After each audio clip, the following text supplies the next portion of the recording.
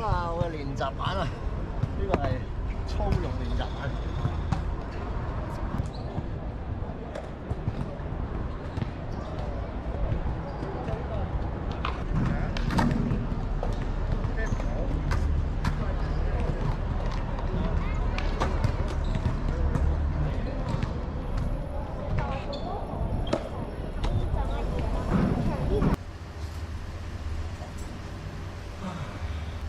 好啦，各位板友啊，又係呢個浪漫堂滑板工坊嘅時間啦。咁啊，我係麥斯，各位板友大家好啊。咁啊今日執緊工場啊，咁啊個環境比較凌亂啊，同埋我都執到成頭大咁啊比較亂少少啊。留埋大家影一影。咁就今日講嘅題目咧就係好多男人會犯嘅錯誤就係包二奶啊！唔係，我講緊唔係人嘅包二奶，係如果喺呢個滑板嚟講咧，我就係有第二塊 skateboard 啦，第二嘅滑板。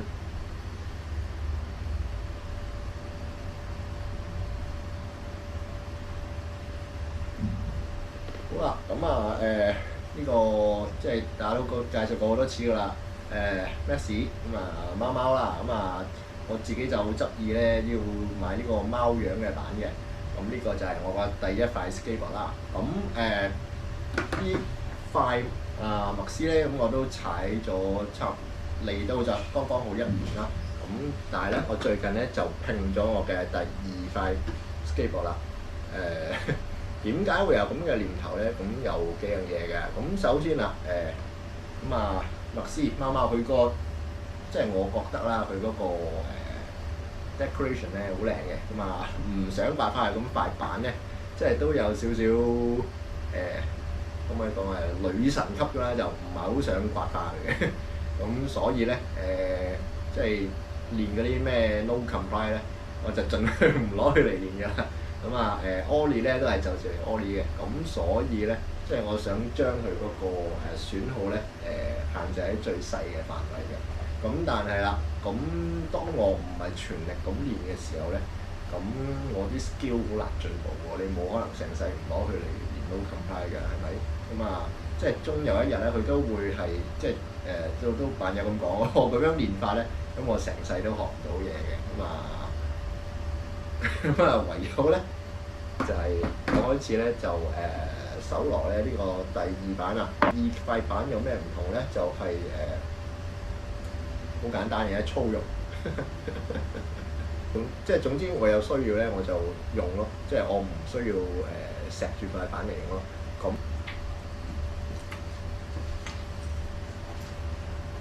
咁當然啦，咁啊我都慣咗喺網上買啦。咁啊結果係買咩咧？就係買咗呢啲即係睇價錢買啦。我都係咁啊Made in China 嘅 MIC 嘅。咁啊你一塊空白嘅滑板啦，白又1/4啦。咁啊基本嘅模樣，咁啊大家都我諗相信大部分嘅人都係踩緊呢啲咁樣㗎啦。咁就買咗一式3塊空白嘅板。咁啊，你知即係大家都知道我係嚟中意自己玩 decoration 啦。咁啊，即係跟翻我自己之前教嗰啲片咧，咁啊做翻呢個 decoration 嘅。咁啊將塊板變咗做黃色底色，跟住就黐隻貓上去。咁嗰隻貓係咩來頭咧？嗰隻貓咧係日本有個漫畫家，應該係喺 Twitter 嗰度連載嘅漫畫嘅。咁中文個譯名咧就應該係貓爺爺日和啦，係啦。咁佢嗰隻貓係冇名嘅。貓爺爺就連貓都唔係，就貓嘅啫。Neko 站啦，係啦。咁就係啦。咁啊將佢即係用我之前自己介紹過嗰啲方法咧，就搭咗上去嘅。咁啊同埋買咗嗰啲電繩嗰啲 truck 啦。咁都有網友話而家嗰啲 truck 唔好㗎，你梗係買 independent 啦。係，我都知買 independent。咁但係呢塊粗用咧我嚟緊嘅 independent truck 咧就會上落去麥斯嗰度啦。咁都會試個分別先上嘅。咁如果冇乜嘢咧，咁我都係會用翻最簡單最基本嘅配置咯，即係啦。咁咁啊碌咧就我會配好少少咧，碌就我買咗㗎啦。咁啊應該係咩slime ball 啊？係咪 Santa 9定係 Santa Cruz 啊？好似 Santa Cruz slime ball 啊，53mm嗰隻啦。咁啊襯翻個顏色係黃色啦，黃色碌啦。咁係啦，即係講其他 decoration 嘅。咁即係點解會有即係 second 版咧？second 版咁即係我自己就攞嚟操用啦，練嘢為主，即係話你踩爛咗、爆咗、崩爆爛裂都好啦，就唔心痛嘅，因為隨時係繼續有得借屍還魂啊、替換啊。咁所以咧，咁同埋啦，當我踩呢個 second 版嗰陣時咧，我就發覺咧。佢嗰個互動咧，同呢個麥斯咧係相差幾遠嘅。咁啊兩個雖然話個闊度係非常接近，咁但係個出唔同啦，個碌有啲唔同啦。咁啊佢哋兩個咧嗰個表現咧其實都幾唔同嘅。咁我仲同其他版對過啦。咁啊麥斯呢塊呢個 truck 咧係有少少。即係比較高身少少嘅，咁啊踩上嚟咧就冇咁穩定嘅，咁啊貓爺爺嗰塊咧，咁啊踩上嚟咧比較接近啲其他版友嗰啲啊，咁啊嗰個重心咧就低少少，咁啊但係有個問題咧就係你踩得痕咧會飆跛嘅，咁呢個冇辦法啊，呢個係版同個 truck 咧未係咁夾，咁啊。我要攞個 razor 啊，即係對剪一剪高佢咁解咯。即係平時我就剪1/8嘅，咁可能要剪到上1/4啊咁咯。咁後尾咧咁啦，咁就正如即係嗰個版友所講啦，咁啊嗰啲一套買翻嚟嗰啲碌啊 truck 啊，的確係冇咁好啊，因為踩上去咧個 bushing 咧係偏腍嘅，咁啊喐少少就成個瞓咗落去，咁啊要跛啊！咁結果咧，我係要買翻啲硬嘅 bushing 嚟換。咁換咗之後啦，成塊板咧就穩定好多啦，亦都解決咗 wheel bite 嗰個 problem。咁甚至我連 razor 都唔使換添。咁即係點解我會推薦呢個第二塊板咧？就係如果我哋踩嚟踩去都係一塊板咧，我哋唔會知道自己嗰塊板咧個特性喺邊嘅，因為冇比較咁啊所謂冇比較就冇傷害啦。咁啊如果你買塊垃圾板翻嚟嘅，咁啊冇比較，你當然覺得踩滑板係咁噶啦。咁但係當你由一塊垃圾板啦踩翻一塊普通板嘅時候咧，就會覺得哇，一塊滑板原來係咁好踩喎。咁到你買一塊靚板嘅時候，你就發覺哇，原來靚板係真係會幫你飛嘅。咁就正如我之前所講啦，滑板係一個駕駛員保證係啦，就係呢個駕駛員保證嘅運動嚟嘅。咁一塊垃圾板有個高手去踩，咁高手一樣係玩到高手嘅出嘅。咁一塊最硬靚嘅板，一個新手去踩咧，都做唔到啲乜嘢嘅。咁當然嗰個人嘅技術係重要啦，但係咧板咧始終都會有佢嘅基本嘅底數或者加成嘅。咁同一個動作，可能垃圾板咧，你要個人要俾到70分，咁佢先至做到個動作嘅。